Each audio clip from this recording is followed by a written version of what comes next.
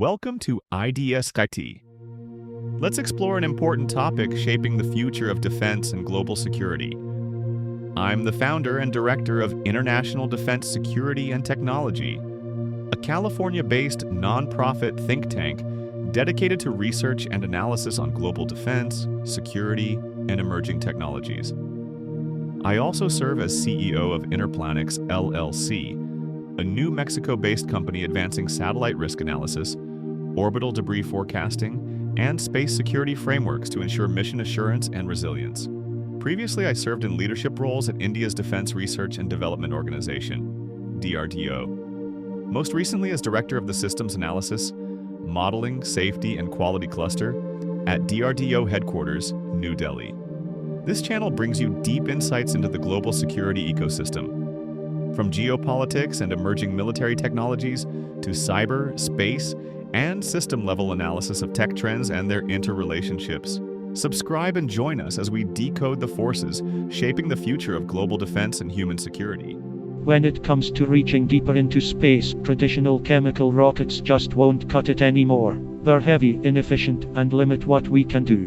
But imagine if we could travel farther, faster, and carry more using a power source that doesn't burn fuel the way rockets do today. That's exactly what nuclear propulsion offers. And it's not just science fiction anymore. It's the next big leap for space servicing, mobility, and logistics known as SAML missions. Nuclear propulsion taps into the immense energy of nuclear reactions to propel spacecraft far beyond the limits of conventional engines. Instead of relying on combustion, nuclear systems can generate much higher energy per unit of fuel, which is critical for long missions to the Moon, Mars, or even further. There are two main approaches: Nuclear Thermal Propulsion, or NTP, which offers high thrust for fast, crewed missions, and Nuclear Electric Propulsion, or NEP, which delivers slower, continuous thrust perfect for deep space cargo and satellite servicing. The advantages are enormous. These systems allow spacecraft to carry heavier payloads, complete complex orbital maneuvers, and drastically reduce the time it takes to reach distant destinations.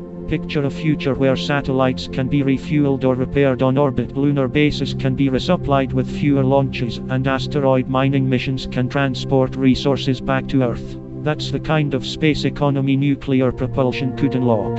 One of the biggest game changers here is overcoming the SWaP problem, the size, weight, and power limitations that have historically shaped spacecraft design. Because nuclear propulsion is so much more efficient, future missions can pack in more advanced instruments, larger crews, and extra fuel, all without adding massive weight.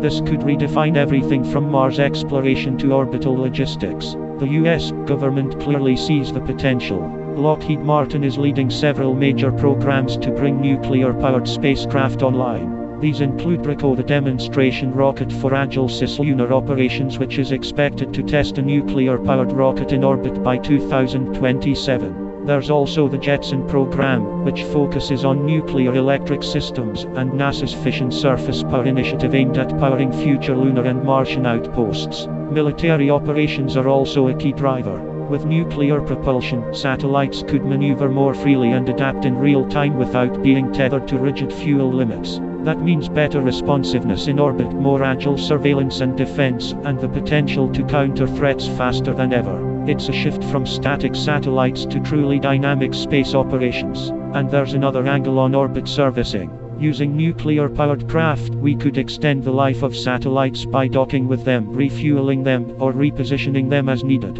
Not only does this reduce costs, but it also opens the door for more sustainable space operations, especially important as space becomes more crowded and competitive.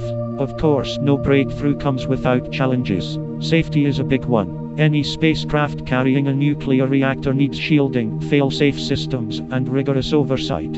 And current regulatory frameworks need to evolve to handle these missions responsibly. But progress is being made, and early prototypes are already proving that these hurdles can be addressed. Looking ahead, nuclear propulsion could be the foundation of an entirely new kind of space infrastructure.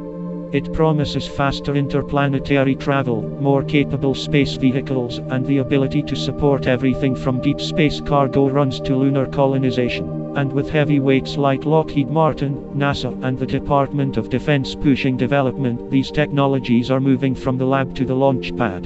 The vision is clear. A flexible, sustainable, and powerful new era in space exploration, one fueled by the atom. And it's arriving sooner than most people think.